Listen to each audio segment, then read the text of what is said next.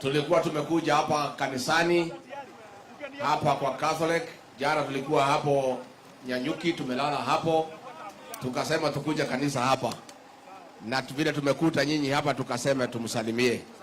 Muko salama? Lakini muko salama? Hata sisi hatuna maneno, yetu tu ni shukurani, kwa sababu tangu mtuchague sijapata nafasi ya kurudi hapa.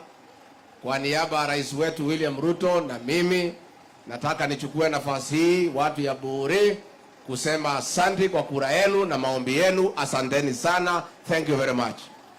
Ya pili, nataka niseme asante sana kwa kutuchagulia huyu mzee wetu Mheshimiwa Mugambi Rendikire, ambaye tunafanya kazi na yeye. Tunafanya kazi na yeye hapo kwa karibu, si ndio? Anakuja kwangu asubuhi saa 7, jioni kama dawa. Nyinyi ndio mnatuma yeye. Mwambie asinisumbue sana. Tena pia tuko hapa na Mugambi Rendikire, pigieni makofi. Tuko na gavana wetu Kawira Mwangaza. Tuko na mjumbe wa Naivasha Jane Kihara. Tuko na mjumbe wa Imenti wa Igembe Central Mheshimiwa Karizo. Tuko na women rep wetu Mama Kairebia, pigeni makofi. Tuko na mjumbe wa Kangema Bwana Kihungi, pigeni makofi.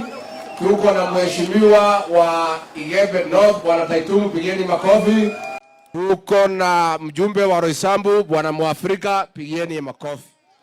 Tuko na kijana wetu wa Igembe South John Paul Mwirigi, pigeni makofi. Na hiyo timu yote ni yetu, ile ya President William Ruto. Mumeshukuru kwaona.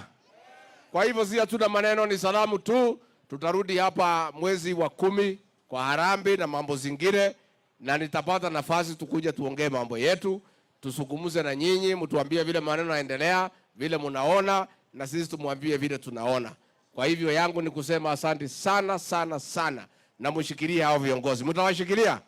Asanteni sanga, Murungu amudharime.